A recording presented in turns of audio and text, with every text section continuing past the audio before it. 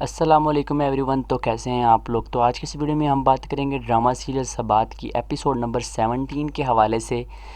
तो जैसे ही drama serial जो है वो शुरू होता है, 17 एपिसोड शुरू होती है, तो हसन भाई साहब हमें जो है वो किचन में नज़र आते हैं कुछ बर्तन वगैरह वॉश करते हुए, और साथ ही बेल होती है और उसका एक दोस्त आता है और उसको चौंक जाता है ऐसा देखकर। किचन में जब वो देखता है कि हसन जो है वो बर्तन वॉश कर रहा है, साथ ही अनाया के हवाले से कुछ बातें करता है और तंजिया लहजे में कहता है कि अनाया तो तुम्हें सही ट्रेनिंग जो है वो करवा रही है। लेकिन उसको इस चीज़ का हरगिज़ पता नहीं होता कि अपनी खुद की खुशी के लिए ये सब काम कर रहा है। और आप इतने लंबे एपिसोड की बजाय अगर छोटे से क्लिप में पूरी एपिसोड का मज़ा लेना चाहते हैं तो आप हमारे चैनल को सब्सक्राइब कर दें ताकि आपको डेली इस तरह की वीडियो देखने को मिले। वेरी नेक्स्ट सीन में क्या होता है कि उसको काफ़ी सारी बातें जो है अनाया के हवाले से करता है, और साथ ही अगर दिखाया जाए नेक्स्ट सीन के हवाले से तो नेक्स्ट सीन में जो है वो अनाया इंटरव्यू के लिए जाती है और कुछ ही लम्हे में इंटरव्यू के लिए सेलेक्ट हो जाती है।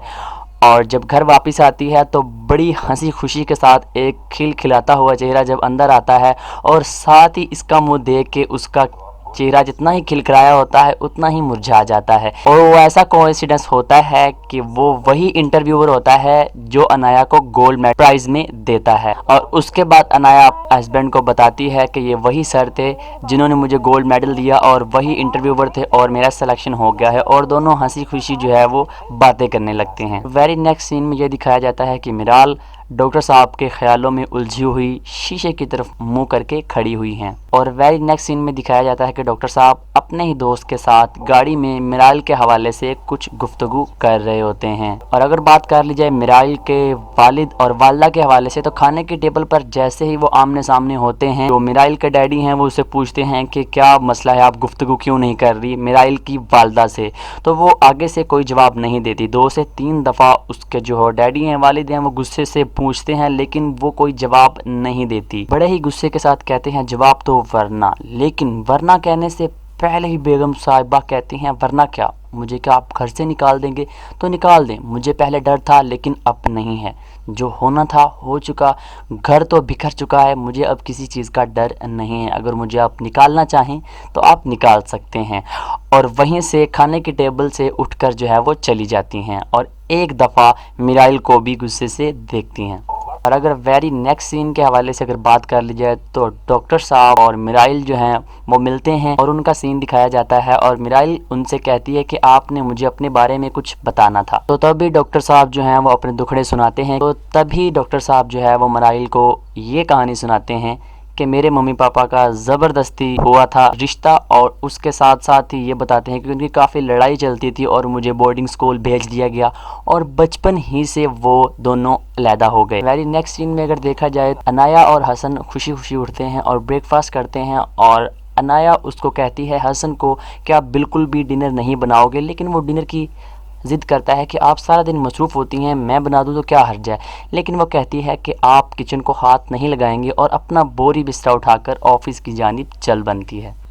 वेरी नेक्स्ट सीन के हवाले से अगर बात कर ली जाए तो हसन का जो दोस्त है जिसने फ्रेंच रखी हुई है वो बगैर नोक किए हुए अंदर आता है, और एक्सप्रेशन साहब के आप देख सकते हैं, साहिब उसकी थोड़ी सी बेइज्जती करते हैं, थोड़ी सी मीठी मीठी करते हैं और कहते हैं कि नोक नहीं करके आ सकते थे, क्या मुझे तमीज़ी सिखानी पड़ेगी आपको।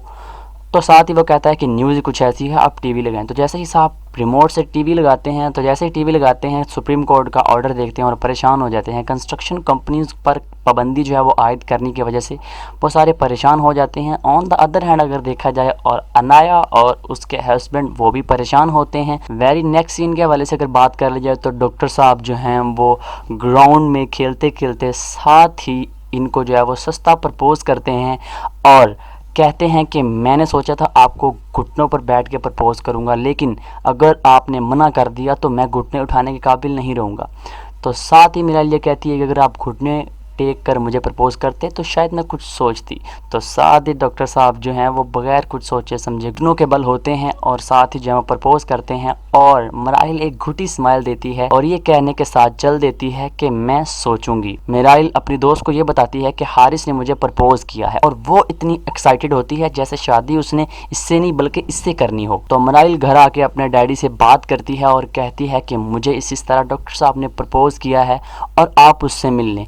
और इसके दरमियान वो अपनी माँ की तरफ एक नज़र नहीं देखती, लेकिन माँ उसकी तरफ एक दो दफ़ा देखती है और कोशिश करती है कि मैं कुछ बोलूं, लेकिन मिराइल ने अपनी माँ की तरफ एक लम्हे के लिए ना देखा और ना तवज्जो दी। अगले दिन जब डॉक्टर और मिराइल मिलते हैं और वो इसको डॉक्टर साहब को ये कहती है कि मेरे डैडी जो हैं वो आपसे मिलना चाहते हैं, और साथ दो तीन बातें करती है, जिसमें से एक इम्पोर्टेंट बात वो ये है कि आपको मुझे जीतना पड़ेगा डॉक्टर साहब, जो चीज़ मेरी होती है वो सिर्फ मेरी होती है। और उसके बाद डॉक्टर साहब घर चलते हैं और मिराइल के डैडी से मिलते हैं, जिसमें वालदा भी साथ बैठी होती हैं, लेकिन वालदा कोई भी पार्टिसिपेट नहीं करती गुफ्तगू के अंदर। और कुछ बातें होती हैं और डैडी कहते हैं कि मिराइल हमारे घर के फैसले करती है, वो चाहेगी वही होगा। और साथ ही जो होने वाले ससुर हैं डॉक्टर साहब के, वो इस चीज़ की पेशकश करते हैं कि आप हमारे घर जवाई बनकर रहें। तो इस पर डॉक्टर साहब बिल्कुल इनकार कर देते हैं। इसके साथ जो है वो एपिसोड नंबर 17 ख़त्म होती है। उम्मीद करते हैं वीडियो आपको बहुत ज़्यादा पसंद आई होगी। जल्दी से इसे लाइक कर दें और ऐसी शॉर्ट वीडियो देखने के लिए ये जो लाल बटन है ये दबा दें, बजाय इससे कि आप इतनी लंबी एपिसोड देखें। आप 5 से 10 मिनट में पूरी एपिसोड का अगर मज़ा लेना चाहते हैं तो हमारे चैनल के साथ जुड़ जाएँ, यानी कि लाल बटन दबा दें। Hope you like it.